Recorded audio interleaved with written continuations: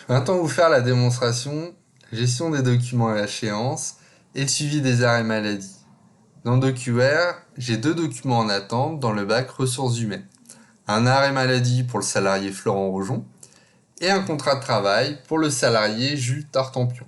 Je vais commencer avec le contrat de travail. Je vais glisser dans ma boîte de dialogue dossier du salarié.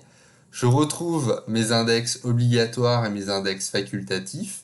Pour le nom et prénom, je vais tout simplement copier et coller l'information depuis le document. Sur la partie dossier, je vais venir sélectionner le dossier contrat de travail et le type de document contrat de travail aussi. Au niveau de la date, je vais prendre en compte qu'on est sur un contrat de travail d'un CDD d'un mois, d'une période d'un mois, et avec un début au lundi 30 mars et une échéance au 30 avril. Il ne me reste plus qu'à spécifier un statut. Pour cette démonstration, je vais utiliser le statut pour archive. Et je stocke le document. Le document est enregistré dans le dossier du salarié. Immédiatement, dans le document à échéance, dans ma liste dédiée, je peux identifier ce contrat de travail.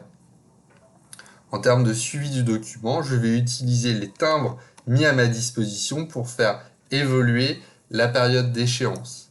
Je vais pouvoir prolonger cette période d'échéance avec le timbre prolongation ou stopper le suivi sur ce document avec le timbre fin de validité.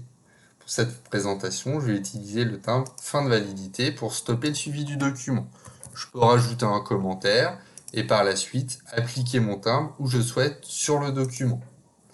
Immédiatement, le statut change et le suivi sur ce document s'arrête. Le document disparaît de mes documents à échéance.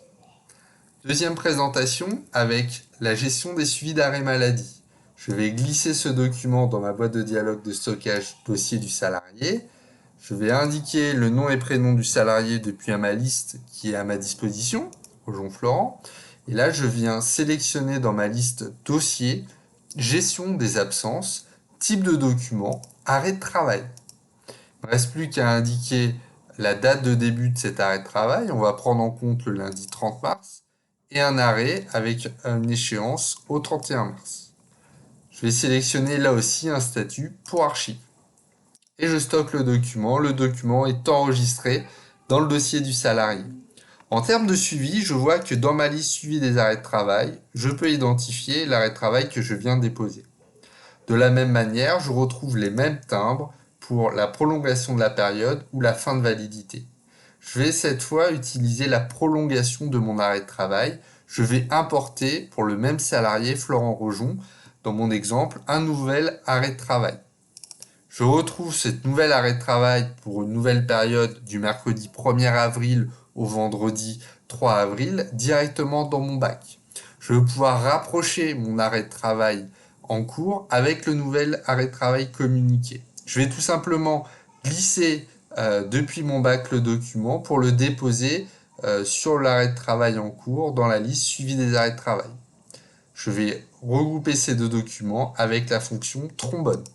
Je peux sélectionner quel est le document premier, quel est le second document et attacher les documents par trombone. Il ne me reste plus qu'à indiquer la nouvelle date d'échéance avec le timbre prolongation. On a dit que le nouvel arrêt de travail allait jusqu'au vendredi 3 avril. Et je peux définir ce timbre sur le document où je souhaite. Je dépose ce timbre et la date de fin pour cet arrêt de travail dans mon index ici est changée jusqu'au 3 avril.